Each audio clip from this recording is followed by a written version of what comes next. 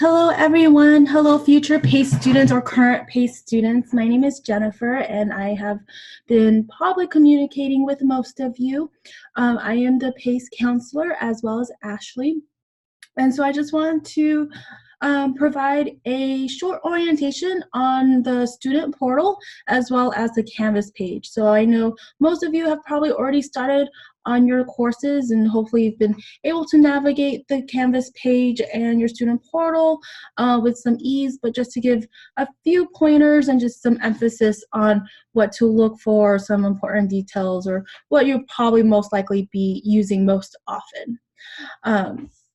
So let's get started. But before we go into the student portal, I just want to make sure we kind of have an understanding how to read the student schedule bill, just because that is a little bit confusing on the format, and it has a lot of information that is useful for our students. So I'm going to share my screen real quick. Let's see. All right, so with this is an example of the student schedule bill for the students who are in the business administration program.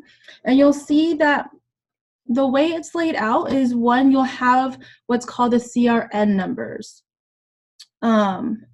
And so these CRN numbers right here are these 5-digit numbers that we use to differentiate which course section you're in. We have multiple business M30 courses, multiple English M1A courses, and so we just want to make sure you're in the right course for our PACE program. We have the subject here, the course number, the title, how many credits each course is, the start and end dates. And so you'll see, for example, it can be a little confusing, especially when there's a Saturday courses added to it. Just as an example, for the English M1A course, you'll see there's 3 different start dates. So which one do we listen to? So really, we do want to listen or read the earliest start date, which is the August 19th, so hopefully everyone saw that, has started on their English course. And so because this is times TBA and then the building says web, that means the online content for the English course started August 19th, and then it goes until October 11th. On these other start dates, September 14th is the Saturday course that students are supposed to attend, and then September 14th and September 28th, the 2 Saturdays for the English M1A course. And so you'll see the start and end date is the same day, just because you're only supposed to go for that one Saturday. Next, Business M30 starts September 3rd to October 18th. Business M33, Business Law, October 21st to December 6th, and then English M1C, October 12th to December 7th. You'll see that once you're enrolled into a course, you'll see the instructor name, email, refund date, last day to drop without a W, and last day to drop with a W. So we just want to make sure you guys are aware of the drop dates too, just in case, things come up. We do want to make sure that, you're able to drop, hopefully with your money back, or at least last day to drop without a W, so that there is no notation on your transcript that you've ever taken this course.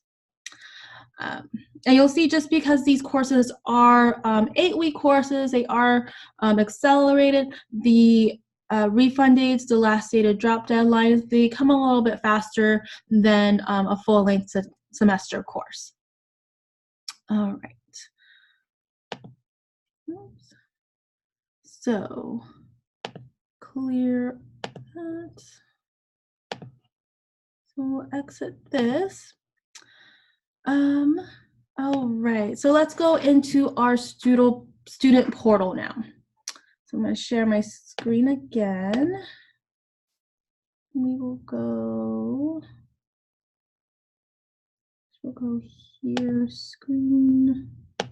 There we go. All right, so this is what your student portal should look like. The background changes from time to time, but usually it's a blue background for Moorpark College blue. So first is the email. Make sure you check your email often. Your student email, it's going to be usually your first name _ last name with a number at my.vcccd.edu. So there are 3 C's in there. You are able to forward your email to your personal account if you want to, but just make sure that you do respond using your official school email address, just in case that sometimes emails can get spammed out, and then other times some professors prefer the official school email address, and so you just want to make sure you just get into the habit of using that consistently. Next, in case you do need to update anything like information, addresses, you can find that under your student records right here. Again, important dates are right here as well. Again, some of the important dates, they are going to be a little bit different just because you're part of the PACE program or are in accelerated courses. Probably the most important part is the register and pay tab, so we'll go there. This is where you can register, add, drop courses if you want to. So as part of the PACE program, and we do enroll you into the scheduled semester PACE courses. But if you did want to add any courses that were beyond the PACE, this is where you would register for these courses. Or if for any reason you did need to drop courses, this is also where you would drop courses as well. If you do need to verify your enrollment for any reason, enrollment verification, and if you do have any holds or you just want to double check that you don't have any holds, view holds right here. The e-payment button is right here. That is where you can pay for your tuition and fees. And then also, if you want to be part of the payment plan, so that is where you would go here. The student schedule bill, so that is what we provide with, with all your school dates, your professor's emails, how much you may owe. So for any reason, you need to look it up again, that is right here as well.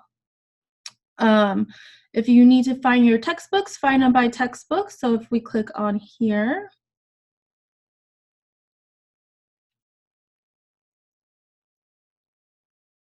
it will go to the campus bookstore. You can click on textbooks here, find textbooks.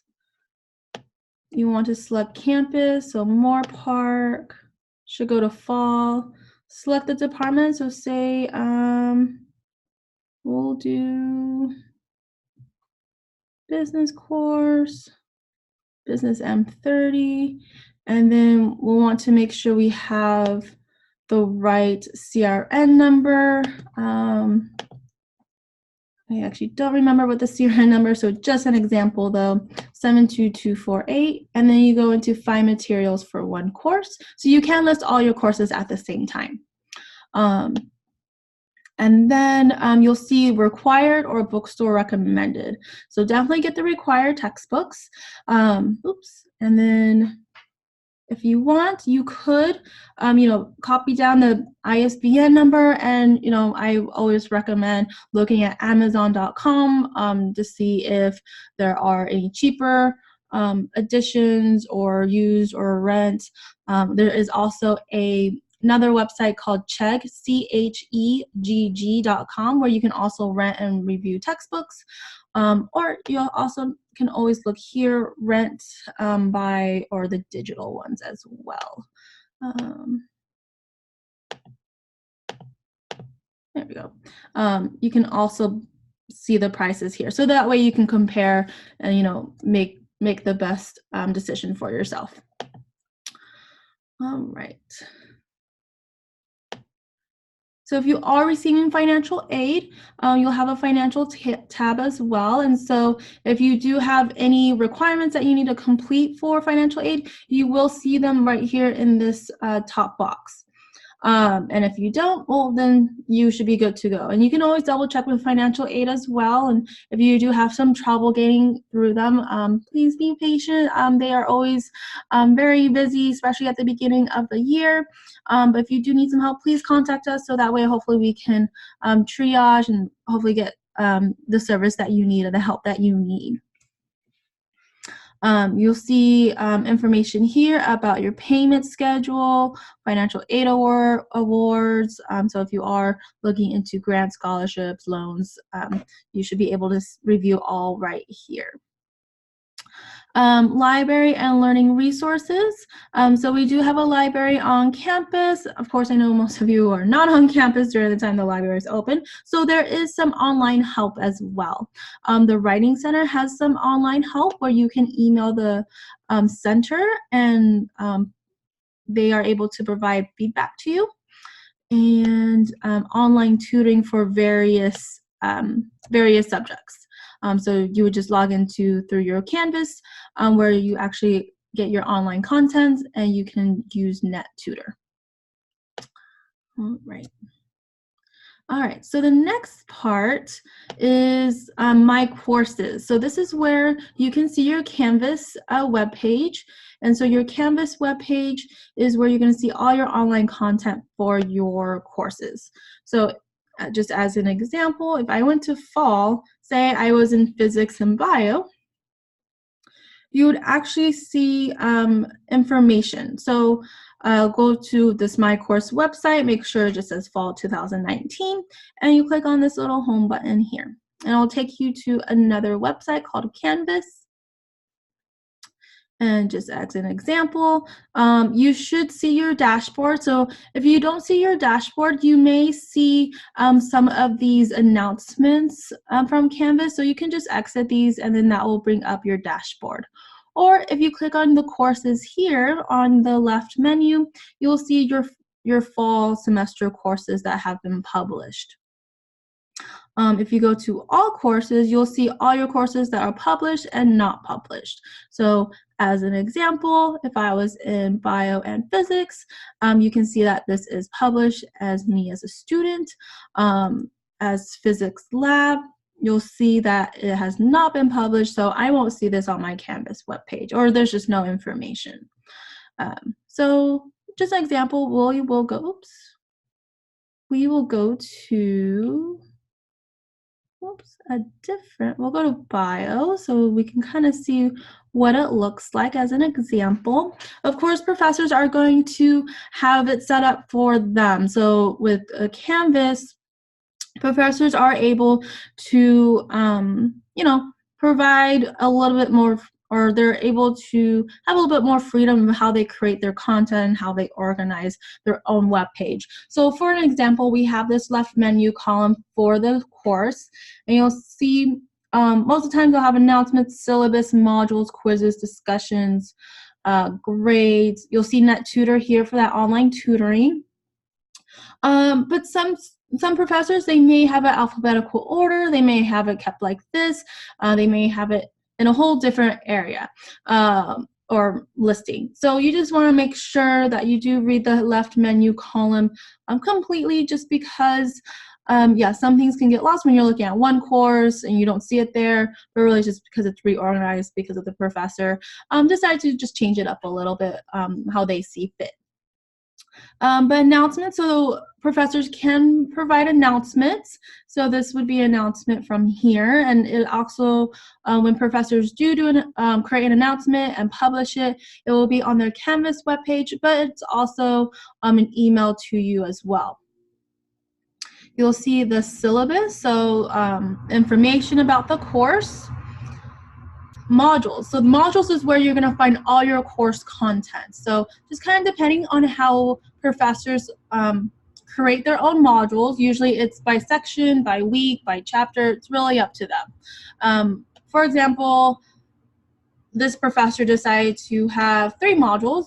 One's a syllabus, one is a schedule, and one is just called module 1 with just some files attached to it. So most likely, because you are going to be in an online course, the modules are going to be set up, like I said, either by chapter, by week, but you're probably going to see online content, some files, possibly discussion posts that you have to create and reply to, quizzes or tests or study guides. So it's probably going to be all into one area. So you just want to make sure you review that. Quizzes, if they have quizzes, It should be shown up in quizzes, discussion posts. So the modules is a way for organization to see kind of the overview. But if you were just looking for the discussion posts and all you wanted to look at was the discussion posts, then you can go to discussions and it should list all the discussions that are available. Of course, you can see your grades. You can see the people who possibly are in your program. That's something that you want to do. Your inbox is where you're going to get your email from Canvas as well. Your Canvas email is also linked to your school official email address. The comments, don't think you have comments. That might just be a professor thing that we have.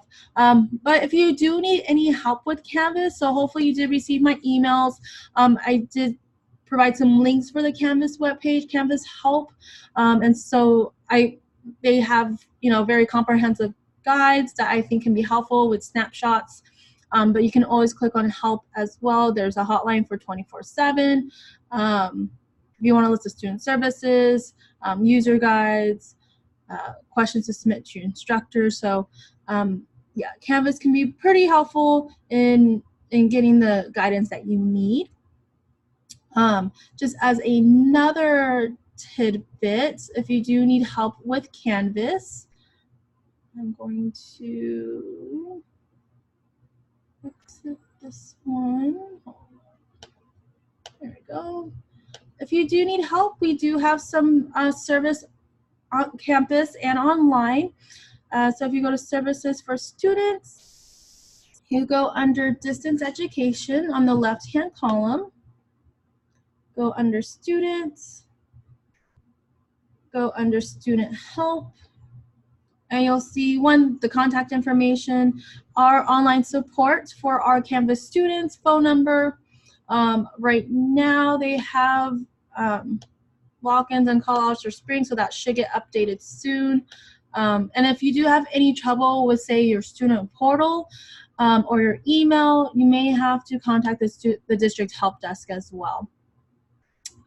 If you need to reset your password or it's asking you for a PIN or anything like that, admissions and records can usually help you. And you can always send me an email and I can triage what type of help you may need.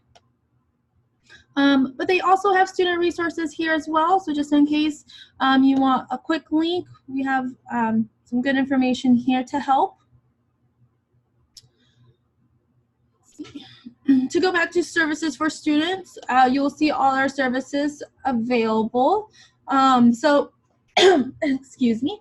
So Access, if you do not know about our Access program, it is for students who may have visible and invisible disabilities, and so you are able to receive those accommodations in order to be able to go through our PACE program and take your online courses. And so if you do need or if you think you may need some additional accommodations, please take this step to become a student with Access services. And then some information here if you do need to call them or email them. Back to services. So we also have our Career Transfer Center, our counseling as well. So we're all counselors under the counseling service. So we all have training with transfer with our associate's degrees. I have been fortunate to be assigned and be able to help out our PACE program. And so although I'm focused on the PACE program, I am able to help other students. I'm also an adjunct counselor in EOPS and CalWorks, as well as helping international students too. But you may see me in general counseling as well, just helping out. So, but if you do, if you do need any help, you are welcome to see any other counselor as well, especially if you're like on campus and you may need, you just want to stop in for express counseling. That's quick general questions. They are available too. So this is kind of our information or some types of services that we provide. And then we'll also be coming up with some more additional comprehensive online counseling as well. So please look out for that. Let's see. All right. We have information for our Dreamer students. I just want to click on here. So financial aid, safe spaces, resources, transfer opportunities, admissions. Again, EOPS, they provide additional over and beyond services for our students. You are definitely able to be a part of EOPS as well. There is a requirement of completing 3 counseling appointments as part of EOPS, and you do have to receive financial aid as well under what's called the California College Promise, I guess the category A, B, or C with 0 expected family contribution. Excuse me. So I would definitely recommend if you would like to receive just additional services, maybe additional financial assistance, they are able to provide a little bit of financial assistance, such as like a book grant, a meal voucher if you're on campus, school supplies, free printing. So yeah, EOPS can provide some service or additional services for our students as well. Financial aid. So financial aid, definitely encourage everyone to apply for financial aid. You just may never know what you may get. There is a grant called, again, the California College Promise Grant, which you may be eligible to receive tuition off or reduced tuition because it pays for your tuition. So that can be very helpful. So just some information, they are able to be reached by phone number or by email. So this is the phone number here, 805-378-1462. And again, if you are having any trouble with financial aid, please let us know so we can get you the help you need. I am familiar with financial aid. I've been through the financial aid process multiple times for myself. Very aware of the services they offer and the information. But definitely when it comes to very specific information, I'll definitely refer you to a financial aid specialist, just because I want to make sure you do get the accurate information.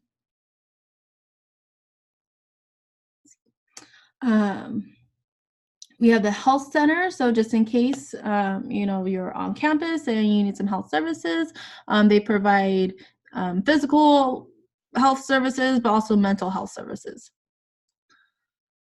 Of course, our PACE program. So if you just wanted a little bit more information about our PACE program, most of you probably already seen this website, but just as an overview, our schedule or sequence of courses are here. Frequently asked questions, featured transfer, and student support team. The student business office is where you would go to pay for your fees if you want to pay in person, or if you have any possible holds on your account, you may want to contact them. So just information here. The tutoring and learning center, of course, is very important. Again, they have online services for our students.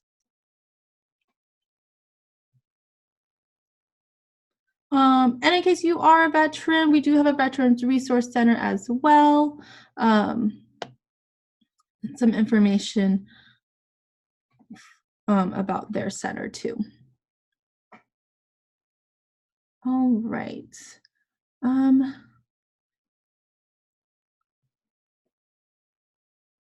So hopefully that was it's a quick overview, but hopefully it just kind of gets you started with your semester. Let's see. There we go. And so if you do have any questions, please give me a call, send me an email. So again, my name is Jennifer. Probably talked to most of you already, but I think it's always nice to kind of put a name to a face as well. Again, my email is jlawler@vcccd.edu, 3 C's. You can contact me directly at my number at 805-553-4741. If you do call, just make sure you leave a voicemail just so I know, I need to call you back. Email is probably preferred just because I can't access email anywhere, and I may not always be at my phone line, or I might be in meetings and can't get to it right away. So hopefully your first week went well, and hopefully it goes smoothly for these next 7 weeks, and then we'll do the transition to your next courses in October to December. But again, if you do have any questions, please contact me or the PACE program. All right, thank you. Bye.